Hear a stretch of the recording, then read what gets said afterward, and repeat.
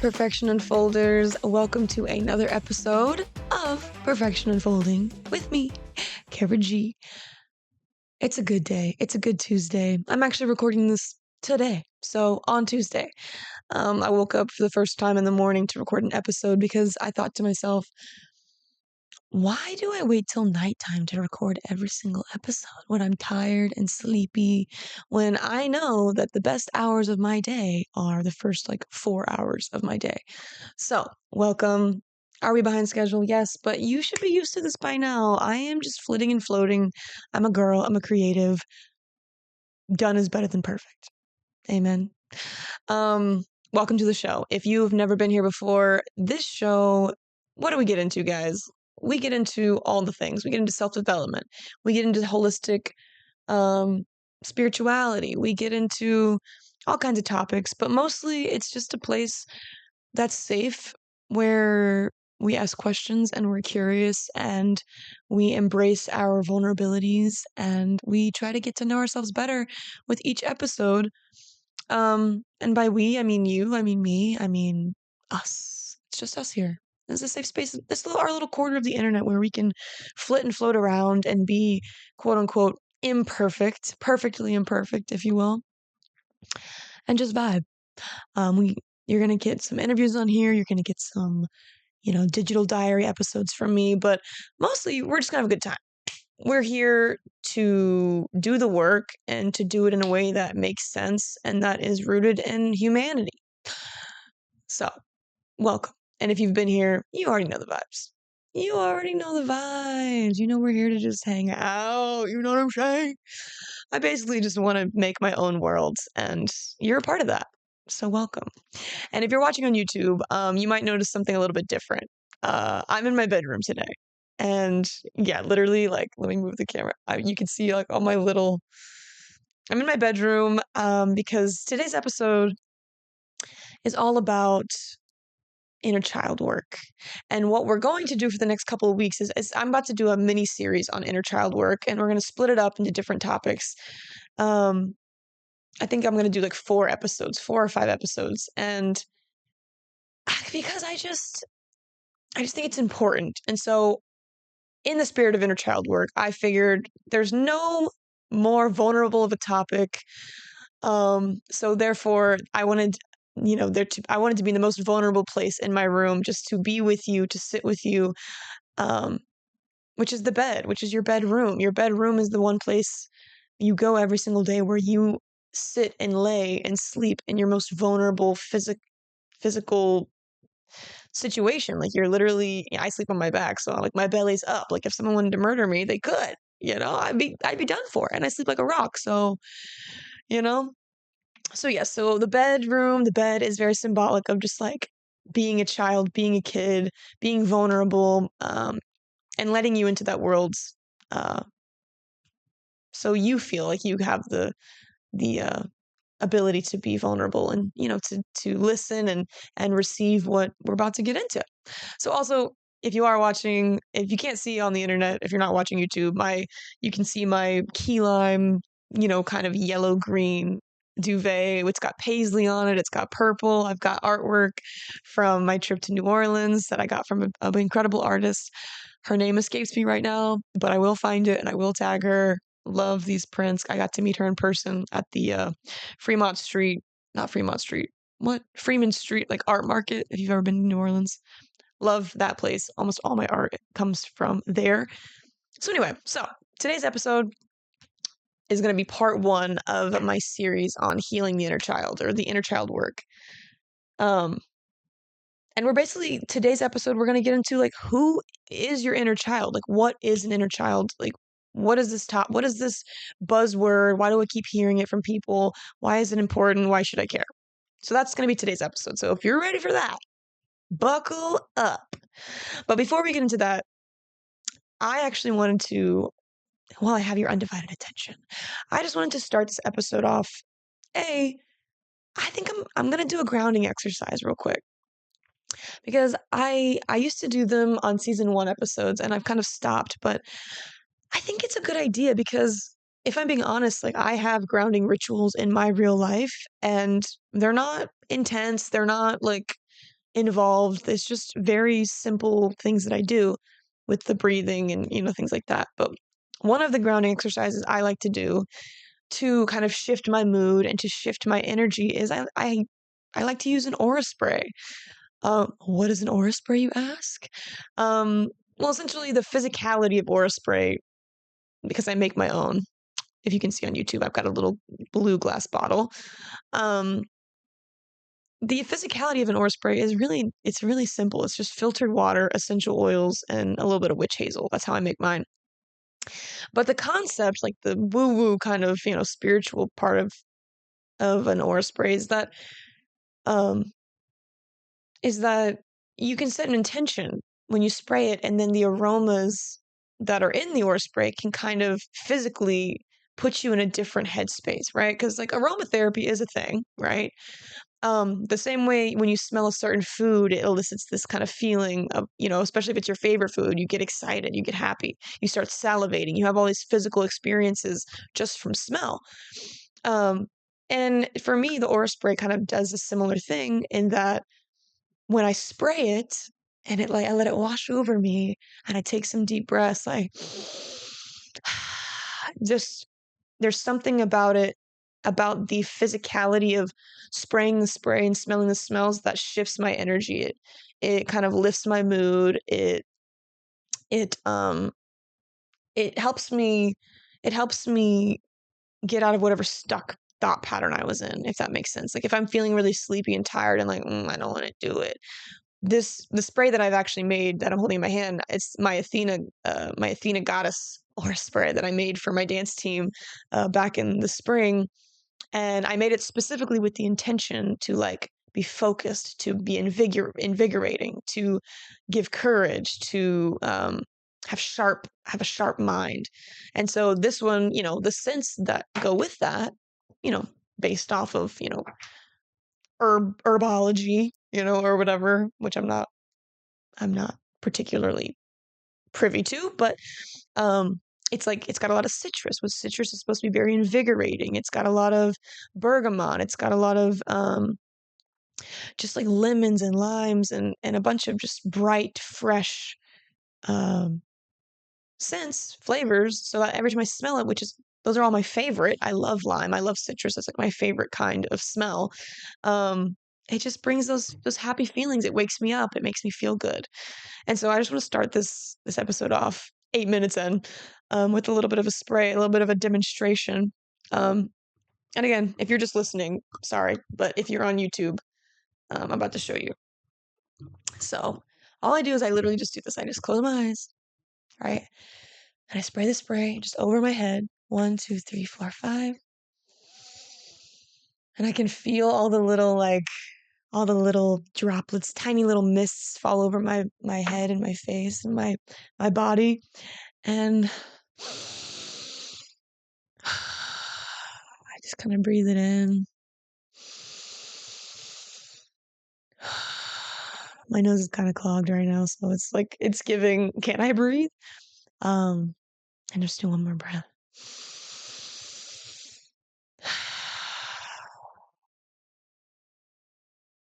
I just let it simmer a little bit. And I just feel like not only does it bring this focus and this energy, but it also brings a sense of relaxation, which I know can be kind of confusing. It's like, how can you be invigorated and relaxed at the same time? But there's just something about it. I think it's because I pray over this stuff. I mean, if you don't want to use the word prayer, you can just say I speak love into this spray. Every time I make one, I kind of just say a little prayer, a little message, a little intention where I'm like I imbue this with love and with light and abundance, and may um whoever uses it, may they experience the same. And so I just think that intention is everything, and um that words have power. And yeah, and that's my truth, and that's the truth that I put into the aura spray. So every time I spray it, just a little reminder. It's like a little bit of magical, misty dust filled with love and abundance. So yeah, I just want to share that. Um, and fun fact, I do make my own. So I've had a couple people reach out and ask me if they can buy it, and I think I actually um I'm about to make a bunch more. I have an idea for a collection, like a goddess collection. So stay posted for that. But yeah. So with that said, let's get into it, shall we? So this week, um,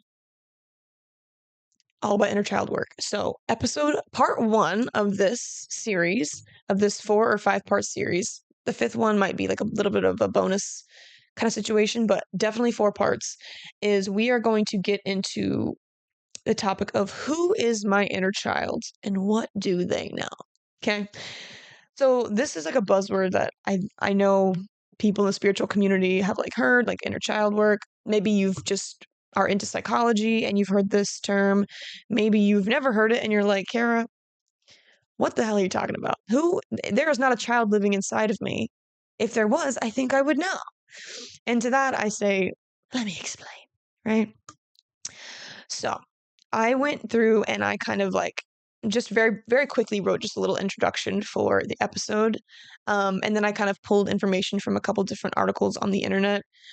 What you'll find when you do try to look up inner child work is that there aren't a whole lot of like, I don't want to say like professional real psychologists talking about it, but there are, it's more of a fringe thing that people in the zeitgeist and like the more broad culture aren't really ready to do yet. So if you are here and you are interested and you are curious, congratulations. You are the few, the proud. But I do think that it's work that's becoming more mainstream. I think therapists are starting to talk about it. I do think, in my opinion, inner child work is just, in my experience, like the most helpful, sustainable thing you could do, healing your inner child. Um, I was giving a spiel on my Instagram stories yesterday, and the reason why I'm even talking about it today is that I just feel called to speak about this. So, inner child work for me personally, anecdotally, just to give you a bit of background, has been I can pinpoint like the singular most impactful work I've done. Like, hands down, across the board. Um, and what brought it up, I mean, what we want to talk about this is the fact that, you know, I'm a single person and a lot of my friends are in a relationship. And so I spend a lot of time observing other people in their relationships. I did a lot of observing in my own relationship while we were together, while me and my ex were together, but just recently, like I've been watching a lot of my friends raise their own kids and then they're in their own relationships. So like I said, I spend a lot of time observing and taking notes. And every time I think about, you know, because everyone has tiffs, you know, and I'm a problem solver. So if I ever see my friends tiffing or, you know, like just regular everyday stuff, I'm not talking about abuse here, okay, but regular everyday tiffinations where you're just bickering or like you have disagreements or whatever. My first thing is I want to figure out how to solve it. And even though I'm not going to sit here and like solve my friends' problems, but like I do thought experiments in my own head. And I'm thinking, well, what would be the solution here? And, you know, 9 times out of 10, you know, when I think, oh, maybe therapy or maybe this, maybe that.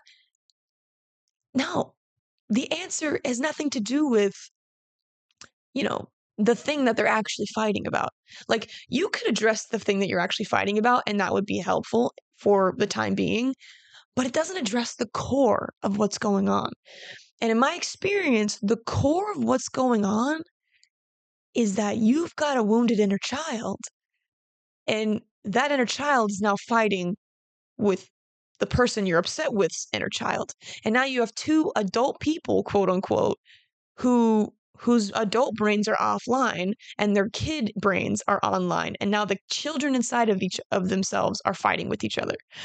So when it comes to me, I'm trying to problem solve, right? That's like my core thing. I'm trying to figure out how to actually make sustainable change, which means getting to the core of the thing.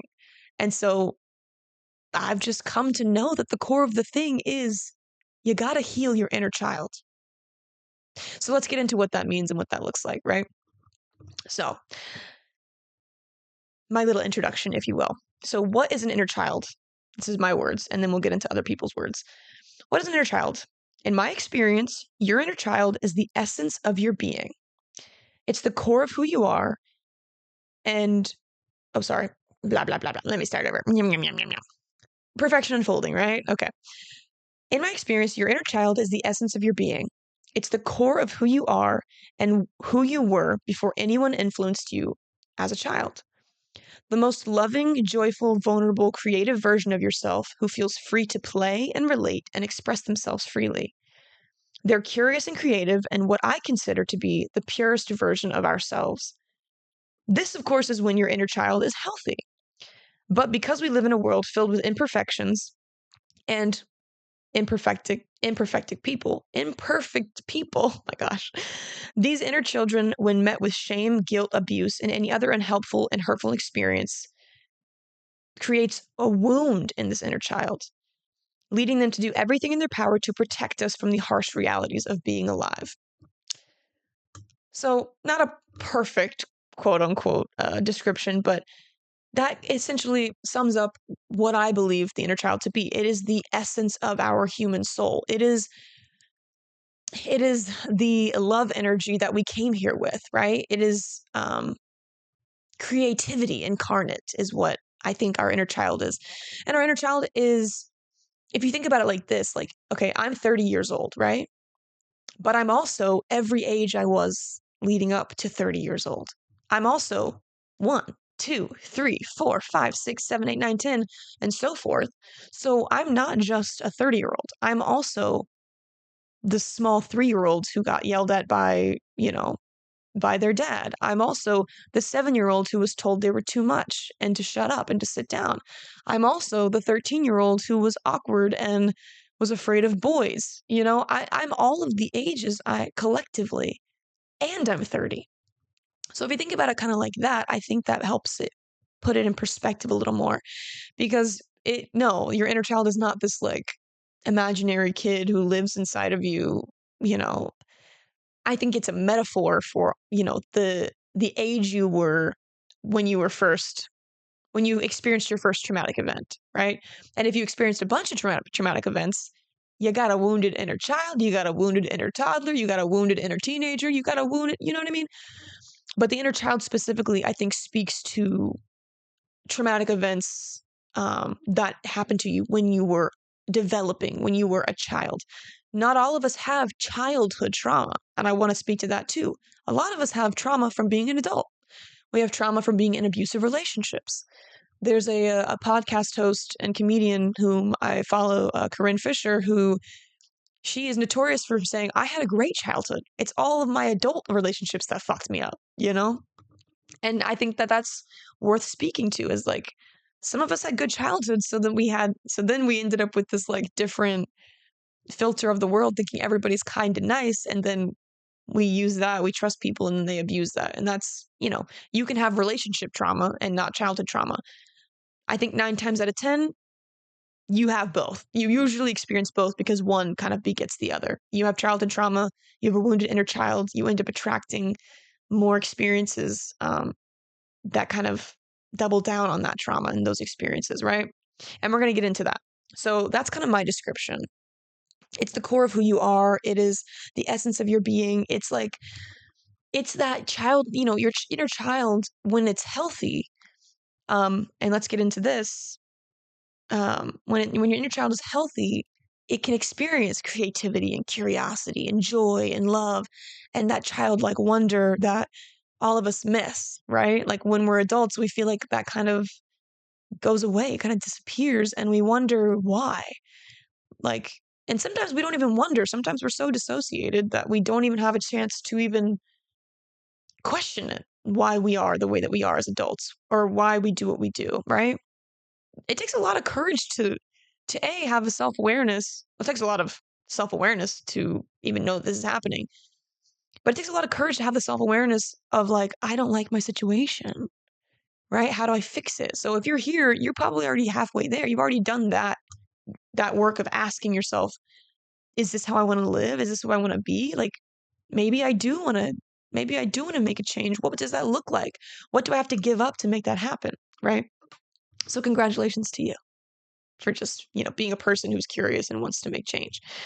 Um, this is the change that I think would really benefit you if you haven't done the work yet. So, um, before we get into like what is a healthy inner child, and what's a wounded inner child, there's this quote by Carl Jung that I found on a website, and it says, "In every adult there lurks a child, an eternal child, something that is becoming, is never completed, and calls for unceasing care, attention, and education.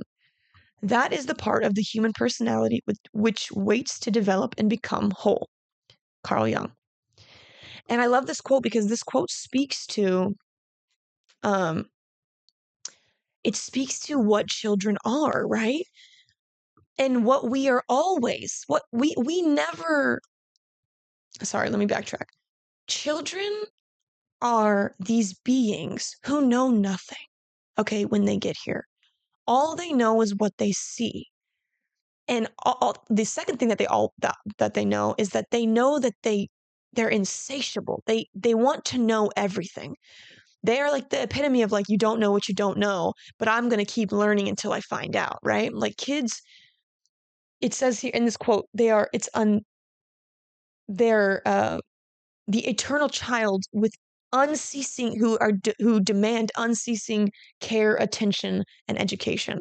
Which that is a child. When you have a child, which I don't have a child myself, but my friends have children, and all day, every day, it's taking care of the kid and what they need, whether it's a need that makes sense to you or not. If that kid wants this purple popsicle instead of the blue popsicle, they're going to cry until they get it, unceasing attention. And if they, need to go potty, you have to, get up and go help them wipe their butt, unceasing care. And what do kids love to do? They love to ask why. Why this? Why that? Why this? Why that? Unceasing education, right? And it's forever. And if we're being really honest with ourselves, that never stops. Even into teenagehood, even into adulthood, I can speak for myself when I say, I am a question master.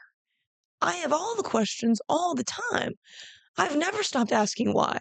It's just that I'm an adult now, so I can search for the information myself.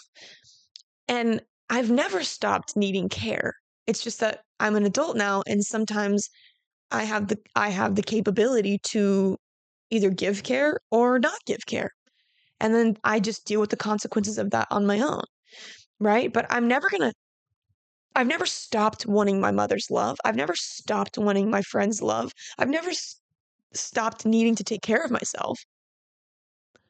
And I think this, just being a child, just speaks to what it means to be truly human and to recognize the humanity of needing things, and wanting things, and that never going away, right? And so with that, right, there's a healthy version of the inner child. It's like when the inner child is healthy, it expresses itself in one way. And then when the inner child is unhealthy and wounded, it expresses itself in a different way. And these expressions, they don't just come up whenever we're adults.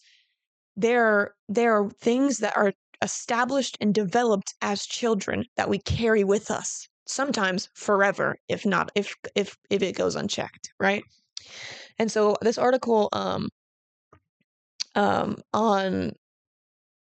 it called? Psychotherapy Kuchena.com. I don't know. I liked what it said resonated. So it's not like this is like a peer-reviewed, study. However, it resonated with what I've experienced for myself. So I'm sharing with you.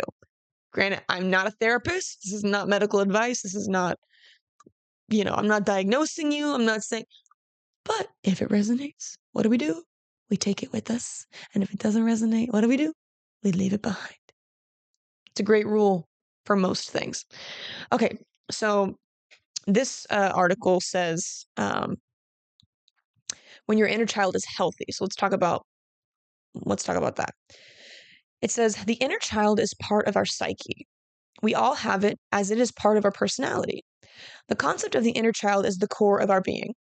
right? It's like I said before.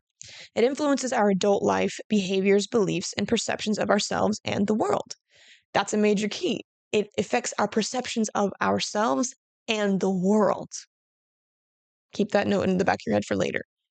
We all have an inner child within us because we all have been children, right? The inner child symbolizes our character, where we feel the most vulnerable, open, trusting, needy, playful, joyful, spontaneous, kind, sincere, and naive. And also, inner child always has good intentions. That's a major key. It goes on to say, when our inner child is healthy, we believe we can achieve anything. Our self-concept as an adult is healthy, we feel confident, and our attachment style is secure. We feel worthy, we can form good, healthy, and loving relationships. Furthermore, we are not afraid to take risks or to get out of our comfort zone. Major key. We are not afraid of being abandoned or rejected. And when our inner child is healthy, we tend to like ourselves more as we feel more connected to ourselves and the world. And it's easier for us to be authentic. As a result, we can feel truly happy, fulfilled, and whole. Now, just in these 2 paragraphs, some really important things jump out at me, okay? Your inner child has good intentions, right? Which coincides with my belief that we are love personified. When we are born and brought to this earth, like, we are here. I feel like the only purpose of being here is to experience love in practice. It's to be love. It's to love. It's to be loving. It's to share love. It's to amplify love. It is all those things. And I think we love children so much for that. Like, that is the purity in which we see in children. That purity of heart, that purity of intention. Like, yes, kids can be annoying and chaotic, but do they intend to hurt you? No. No.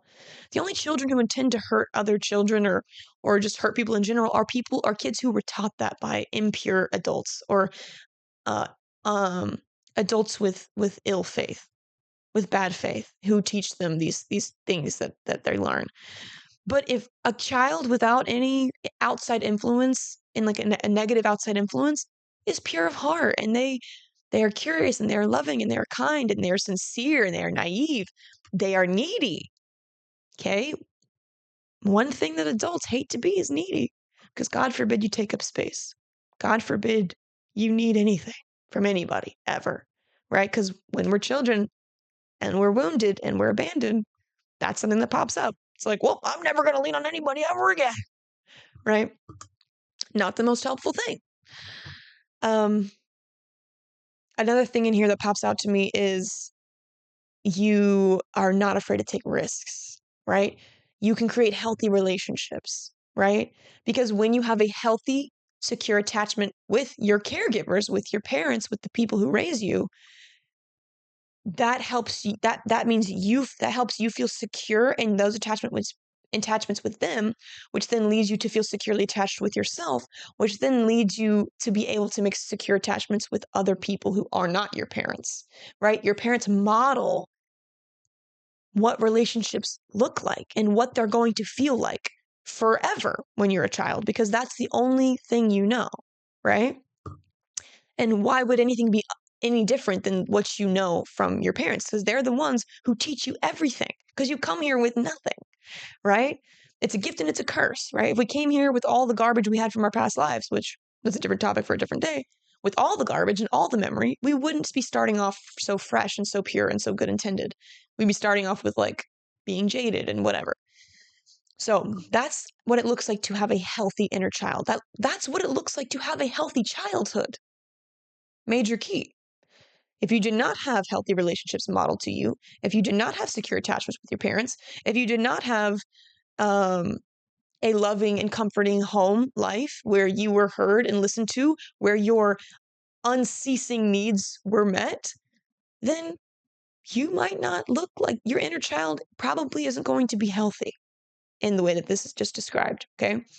If you had the opposite of an experience, or maybe a combination of unhealthy and healthy experiences, you might have a wounded inner child, which is described as the following. For the wounded inner child, the main goal is to survive. Does that resonate or not? The playfulness or openness part is being shut down as your inner child no longer perceives the world as a safe place, and the new belief that people cannot be fully trusted is being formed. Right? The conversation with inner child's trauma, childhood trauma coinciding with inner child wounding is the piece about the way you view the world, right? Your parents are modeling, they're your only example of what the outer world is, because there's you and there's them, and maybe there's some siblings. And if your parents have have created an environment where you've been wounded and where your needs are not being met, now you have this internal story, this internal belief system, this core belief as a child who doesn't understand how things work, that the world is unsafe. Your parents are unsafe, therefore the world's unsafe. And there's no ability for nuance when you're a child. Like, there's no concept of nuance where, like, okay, my parents are unsafe, but maybe other people are safe. That doesn't happen. We don't have that ability when we're children. And there's science that backs that up, but I'm not going to look that up right now because just believe me. I mean, don't just blindly believe me, but like for the sake of this conversation, give me, it's like, give me a second. So like but like as a child, you don't have the ability to understand nuance. You don't have the ability to differentiate between the world and your parents and your family life. So because you're in this environment, that's just how the world is. So now your parents have shown you can't trust them to take care of you. Therefore, you should expect the whole world to do the same. It's not, again, when you're an adult, you can hold space for two things to be true at once, but when you're a kid, it doesn't happen. It's not possible. You don't have a fully functioning brain, even until you're 25, if we're being honest here, right? It goes on to say, as a result, you are no longer being curious and free to explore the world. You are more in the doing mode to survive. We can function, we can still achieve things, and life, quote unquote, goes on. But the truth is that we can never be fully happy or free when our inner child is wounded. I can attest to this. We can't be fully happy if part of our psyche is hurt, distressed, and in emotional pain. And I love this differentiation between being and doing, right? When you are, oh my God, I love this wordplay because I'm about to hit you, okay? We are human beings. Did you hear me? We are human beings. That's what we are intended to be. We are intended to be, not to do, to be. Which, with that, means that all of our value and our purpose, it's intrinsic. We don't have to do anything, right? We don't have to do anything to be here. We're just supposed to be, right? You don't have to work for your love and affection. It just is supposed to be there. In a healthy society, we would all just be being instead of doing, and we wouldn't be chasing things as adults and being unhappy, right? I think the thing that happens when we're adults is we spend all of our time doing this, doing that, doing a job, doing hobbies, doing this, and we don't give ourselves time to be, which looks like sitting and enjoying and in looking around and resting and existing. Right? So this is a major key. So that was kind of a little bit of a tangent, but you kind of understand where it's trying to get. Like, doing equals surviving. Being equals creativity, curiosity, loving. It gives space, right? There's no goal to being. Being just is. Being just is the fun thing to do. It's the thing we're here to be. Notice how I'm saying being over and over and over again, because it's like intrinsically put into our language. And we just forget. There's like an ancient knowledge and knowing in the words that we speak, and yet we don't even realize, because every day we're just kind of dissociating, right? So again, as a result of the wounding, you are no longer being curious and free to explore the world, right? To be curious about the world, to be curious about other people outside of your family, to be curious, of everything. right? To have that unceasing education, that like need to keep asking questions. You stop doing that and you go into survival mode and you go into doing what you have to do to survive. Interesting. And I love this last line again. I'm going to repeat it. We can't be fully happy if part of our psyche is hurt, distressed, and in emotional pain. And it's like, how many of you can sit there and think about a time where you haven't been in some kind of emotional pain or distress or hurt? And it's like, okay, I can think back to times where I wasn't consciously thinking about it.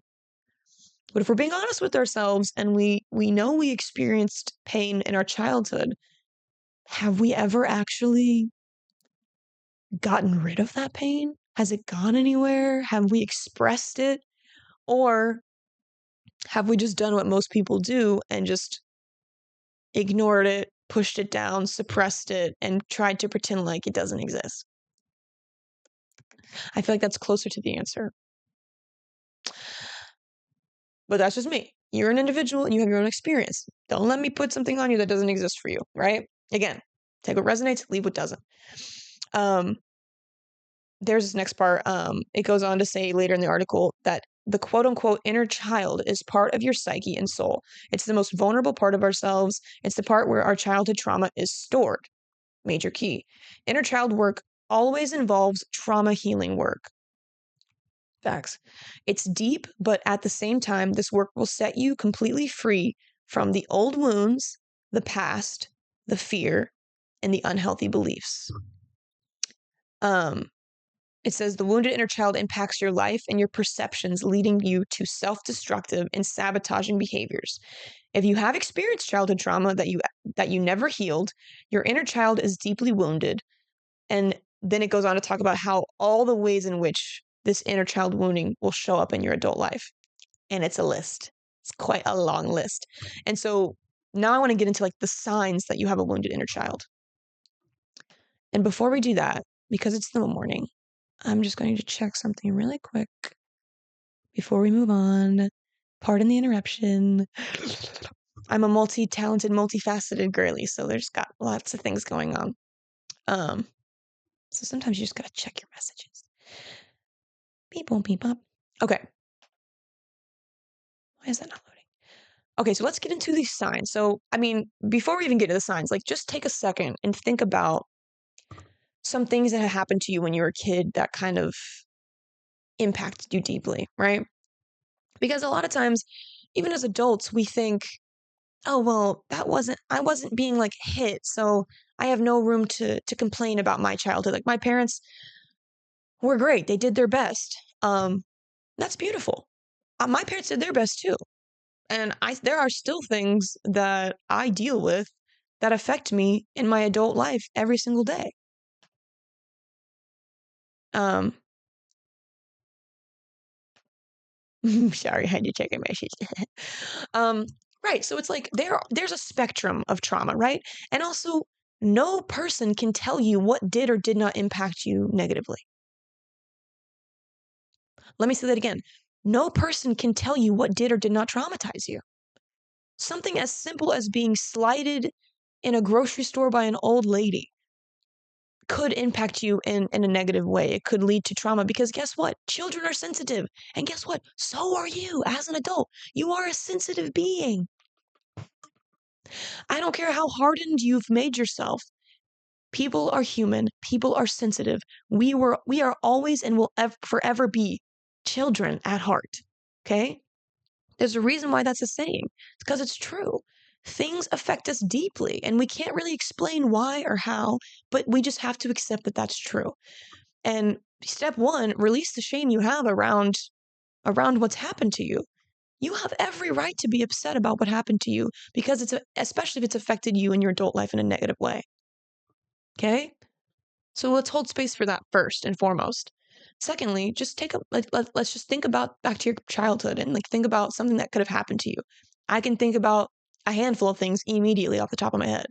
And almost all of them have to do with me being told to shut up and sit down and take up less space. Look at me on a podcast talking to all y'all, taking up space. Notice how I've done the work. Okay. I'm not perfect and I haven't done all of the work. I'm sure there's more to unpack. And being in a relationship is going to show you all the things you need to unpack. But I have done a lot of work. And to the people who tell me just to take up less space, I'm like, go to hell. I do what I want and I got a voice and I'm gonna use it. Right? Because guess what? The things that we normally get shamed for when we're children, they end up being our greatest asset and skill. Isn't that interesting? How the correlation happens there.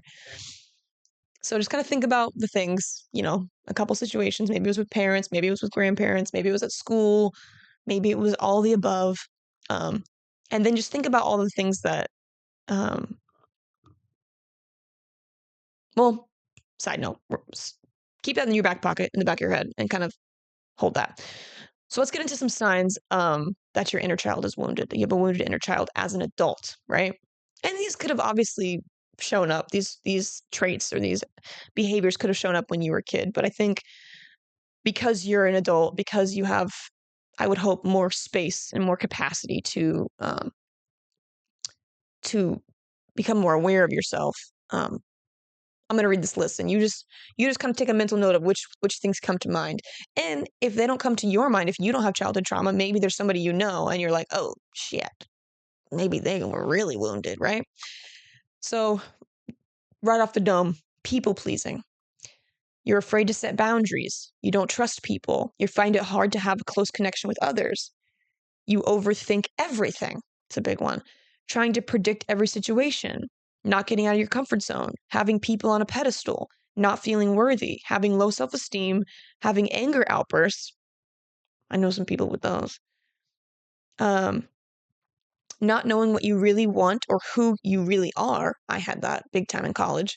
Depression, feelings of anxiety or having panic attacks. Perfectionism, ooh, guilty. Procrastination, starting new things but never finishing them, avoiding conflict at all costs, and staying invisible. So these are all signs of the fact that you might have a wounded inner child. And these all come from different things, right? I found this graphic online of it's like inner child wounds, like the different kinds of wounds um, that you might have been inflicted upon you that would cause these behaviors. And it broke it up into 4 quadrants. And it says there's a well, they spelled guilty wrong, so that's not good. But you get the idea. This is just an example. This isn't like the end all be all of wounding, but this is an example. So there's a guilt wound, there's an abandonment wound, there's a trust wound, and a neglect wound. And it goes into say the guilt wound, these people feel sorry or bad all the time. They don't like to ask for things. They use guilt as a manipulation tactic. They're afraid to set boundaries. They normally attract people who make them feel guilty. Right. And the attraction part, oh my God, that comes into attachment theory and attraction and relationships, which we're going to get into that at the end of this series. That's going to be like the last episode where we talk about how this shows up in your relationships and, all that fun stuff. So then there's the abandonment wound, which the abandonment wound makes these people feel left out. They have fears of being left out. They hate being alone. They tend to be codependent. They might be the ones who threaten to leave before they get abandoned. And they normally attract emotionally unavailable people. I definitely have an abandonment wound, for sure, Which a lot of abandonment wounds. That's where you get into attachment theory. And anyway, so then there's a trust wound. It says the trust wound might show up as people being afraid to be hurt. They don't trust themselves. They feel insecure and need lots of external validation. They don't feel safe, and they normally attract people who don't feel safe. Right? You can see like the correlation. And then the last one it talks about is that there's a neglect wound, which people with a neglect wound struggle to let things go. They have low self-worth. They get angry easily. They struggle to say no. They repress emotions. They have fears of being vulnerable, and they normally attract people who don't appreciate them or make them feel seen. And I'm like, I think I have a neglect wound too. And honestly, I have a little bit of all of these because here's the thing. The thing about, trauma is that you can't put it in a little box, right? You can't, it's not like this thing happened and now I have a trust wound. It's like you might have a little bit of all of that because when you are being emotionally abused, when you are being physically abused, when you're being manipulated, when you are being neglected, like it's like it's a multifaceted kind of web of garbage that is inflicted upon you, right? It's not just like, oh, I was neglected, so I'm only not going to, you know, what's it? I'm only gonna repress my emotions. It's like, no, you're probably gonna like not trust people, you're probably gonna repress your emotions, you're probably gonna be a little codependent, right? It's like they all kind of these are four quadrants to kind of differentiate, but really, if you have a little bit of everything, I feel like that makes sense because hashtag same. Um, oh, so yeah, so that's kind of those are the signs of a wounded inner child. So, and for me, I kind of spoke to it a little bit, but the ones that I relate to most is I'm a recovering people pleaser. I definitely did not have as many, I had more boundaries than I thought I did as a kid, but I could have had way more. Um, I definitely tried to predict every situation when I was younger, and in relationship, because with my core wounds, most of my core wounds come from my father. God bless him. He really does try his best. He really does. But, he's an imperfect person. And especially when you think about how young your parents really were when they were raising you, it kind of just, you have a lot more grace for them, you know? And even though you have grace and even though you have a relationship with your parents, you still might deal with these wounds, right? And they don't just go away because you are cool with your mom now or your dad now. They're still there. So it's like, as an adult, you just have to hold space for like both to be true. It's like they did their best and they still fucked me up a little bit. Un poquito, you know? Um, I struggle with perfectionism, procrastination, starting new things and never finishing them, avoiding conflict, um, feeling anxious, depression, not knowing what you really want or who you really are. I had low self esteem for a long time. No, I didn't have low self esteem, but I just was like disappointed in myself for a long time for not taking care of myself. Overthinking. Yeah, I mean, it's just like, bro, this is just like textbook. Like, if you're a person with wounding, or if you experience any of these, you absolutely had some kind of insecure attachment when you were a kid, with one parent, both parents, um, or whoever took care of you, right? Whoever was taking care of you, there was at one point in time a situation where you felt unsafe, and so you developed these coping mechanisms. Um, and so that's the gist of what your inner child is, who they are, what they look like when they're healthy, what they look like when they're wounded, and how it might show up in your adult life. Um, part two is going to get into so okay, let me just break it down for you. So part two, we're going to get into the wound beneath the behavior, right? So we kind of introduced what some of those symptoms are, what some of those coping mechanisms are. But next week we're gonna get into like the common wounds, like rejection, abandonment, shame, neglect, enmeshment, and how in different situations, because different things happen to you, how that shows up in your adult life, why, and all that kind of fun stuff. We're gonna get into like survival patterns versus your authentic self, the link between inner child and your nervous system. So I did an episode about this on season 1 to a degree, but I really want to get into like the nuts and bolts of it, right? How all of it kind of like works, right? It's like now we know what the inner child is. We know what some of the behaviors look like, but we're going to go in depth the next week. And then week 3, part 3, we're going to get into the power of reparenting, right? We're going to get into how you can reparent your inner child and what it looks like to actually practice that and how to heal that relationship, which is going to look like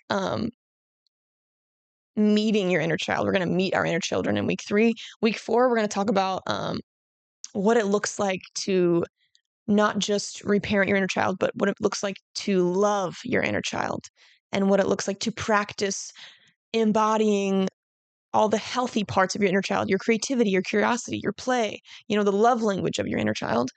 And then, yeah, we're just going to kind of go from there. Oh, and then the last week, we're going to talk about how your inner child shows up in your relationships and how, they are the ones who are driving the wheel when you're triggered, right? And how the inner child is the little kid who comes out when those same the same things that happened to you that caused the trauma in the first place, how there's situations in your adult life that might mimic that, and how the survival part of your inner child comes online to protect you, right? So it's going to be fun. I'm really excited. If you guys liked this introduction, or if you're interested, like, leave me a comment what your favorite, most interesting part of the conversation was down below on Spotify or on YouTube. Yeah, and to kind of cap off this first episode, I want to do this thing where I invite you to maybe journal a little bit, right? So journaling can be an incredible grounding exercise, um, and just an exercise to get to know yourself and to develop more self-awareness. So I'm a big advocate of journaling. Like, I have, yeah, love a journal, right? Journals have saved my life. So I want to invite you guys to ponder this question, like, when you were a kid, okay, when you were a child, what did your inner child long to hear, feel, or receive? Right? So I really want you to, like, sit with this question, like, when you were a kid, what did you need? What did you need when you were a child? And I want you to think about that, and I want you to write it down. Because I bet you it's a long list. I bet you it's not just one thing. I bet you it's a couple things. Like, for me, for example, when I think about this question, like, what did my inner child long to hear, feel, and receive? My inner child longed to feel loved for exactly who she was. She needed to receive validation that who she was accepted and was honored and was understood. She longed to be seen and to be validated. Um, yeah, and she needed to be told that it was okay to be big. It was okay to be big. It was okay to take up space. And not only was it okay, but it was celebrated. It's like, please take up space. Please sing as loud as you can. Please dance as obnoxiously. Please laugh. Please make jokes. Please just be as playful and excited as you are. And you know what? In a lot of ways, I got that. I got that. And I got it more often than not. But I think what she really needed was to not be told to be small and to shut up and to feel like she was too much. Because I got that. And even though it wasn't as much, the weight of the negativity it's so much heavier than the positivity. And I think that's kind of how trauma works, is that, you can be given a praise all day long, but then, for 23 hours and 59 minutes, but if you are neglected or berated or made to feel small for that 1 minute sticks with you for a long, long time.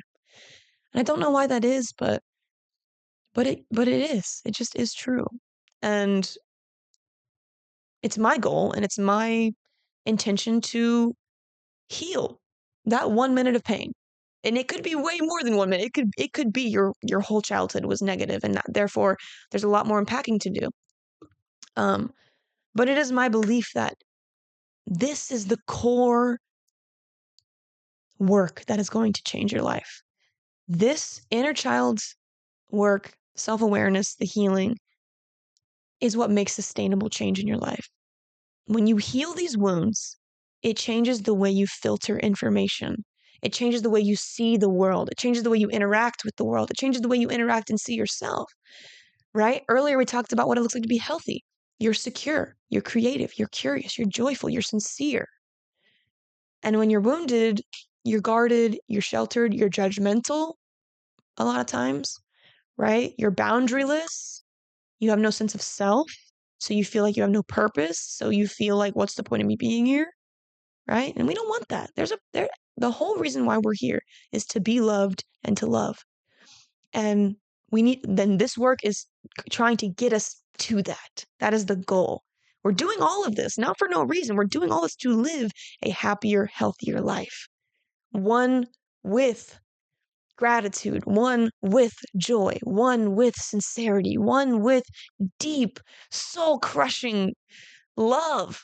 I say soul crushing because it's like, sometimes I be loving so much that it brings me to tears. And when you love something, and you trust, you are very much so opening yourself up to being vulnerable, to being heartbroken, you know? And to that, I say hashtag worth, but that's just me. So thank you for listening to this episode. This has been great. I really enjoy talking about this stuff. And I feel like I can feel myself lighting up. My inner child gets excited talking about this stuff because me and little Cara, we have been working so hard together. Like I would say about 5 years ago, I started doing this work. And at first it was really hard and it was really tough because adult me had to apologize for continuing to traumatize little me, right? Because we also need to take that into consideration. So that as adults, it's not just our parents who are traumatizing us anymore, it's us. We as adults are putting ourselves in situations where little us is in trouble. Little us is feeling unseen. Little us is being neglected. And when I realized that and I took responsibility for that, I had to apologize. And that changed everything for me. When I apologized to little me, she forgave me. And then I started doing the things to show up for her. And that goes into reparenting, and we'll get into that in a couple weeks. But I love you guys. I hope that this inspired something in you. I hope you reflect on that question of what did your inner child need when they were younger, and let me know what it brings up for you. What does it bring up for you? What questions do you have about this work or about this concept that I could possibly answer? Let me know. Love you guys so much. I'll see you next week for part 2 of inner child work healing. Inner child healing. Okay, that's all. Like, subscribe, comment, share, tell a friend, tell a friend. Okay, bye.